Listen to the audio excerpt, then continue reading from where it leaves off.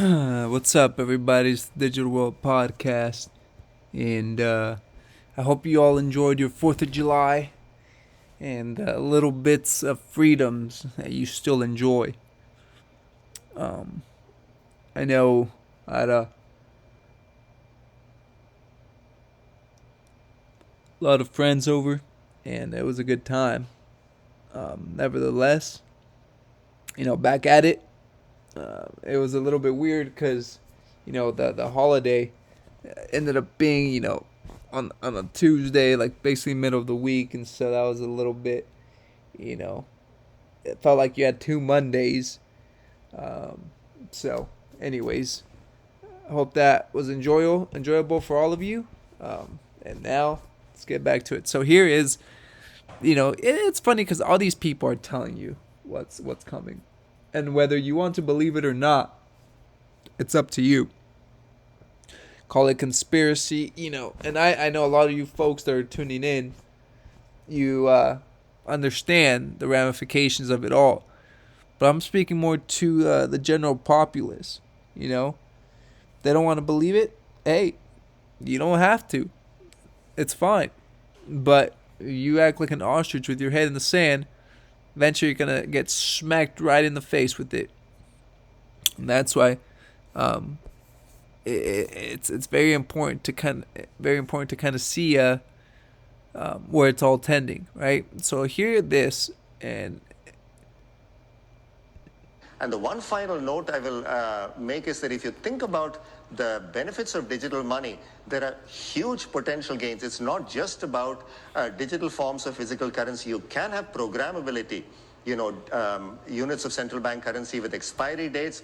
You could have, as I argue in my book, a potentially better and some people might see it, or a darker world where the government decides that units of central bank money can be used to purchase some things, but not other things that it deems less desirable, like, say, ammunition or drugs or pornography or something of the sort.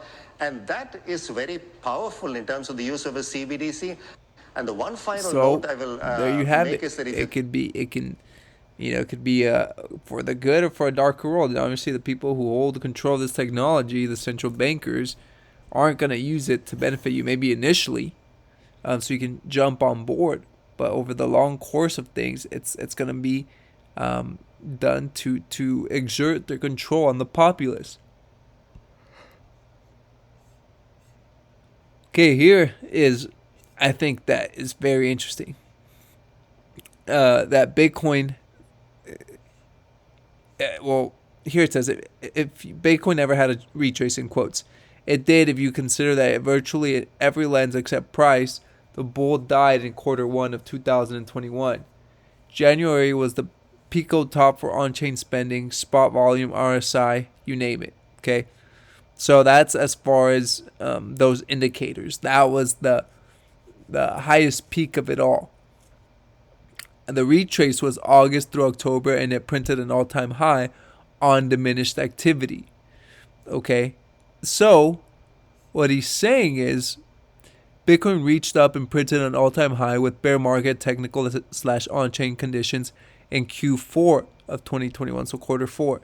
Yet many folks who saw that happen now dismiss the idea that the Nasdaq or S&P could do the exact same thing in their own way. He says, I remain open-minded. So I read this and I thought to myself, wouldn't it be something if we saw these, the Dow, the Nasdaq, the S&P go and set new all-time highs just like Bitcoin did, but it didn't feel like an all-time high. And below the hood, if you look at all the technicals, it seemed like, yeah, that is more like a retrace. And people might be fooled into that rally thinking, oh, we're setting a new all-time high. The bull market is back on. You see buyers putting their money into the market. Yet they go and they're tricked.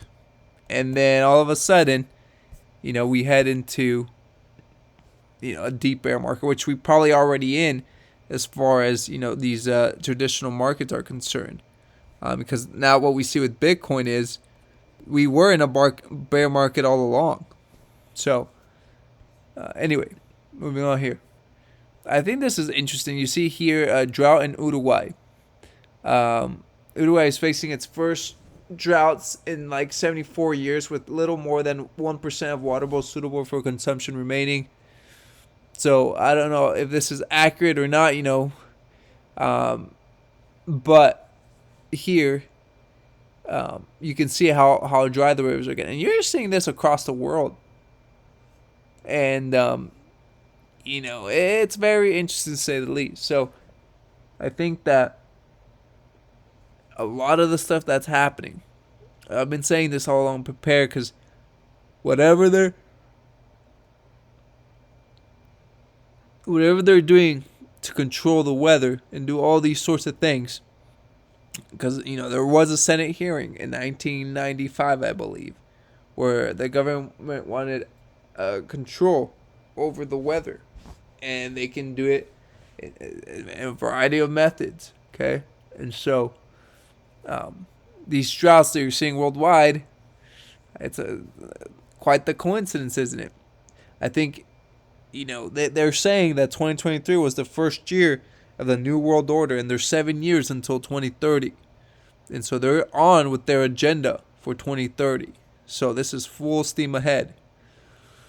Here, the National Assembly in France adopted Article 3 of the Justice Bill, which authorizes the authorities to remotely activate the cameras and microphones of telephones or other connected devices without the knowledge of the persons concerned.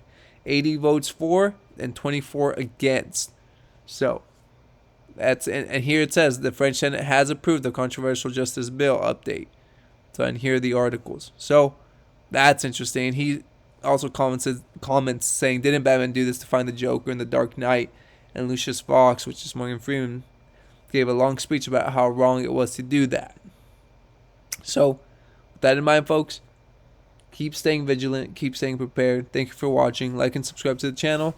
It's a Digital World Podcast, and I'll see you in the next episode.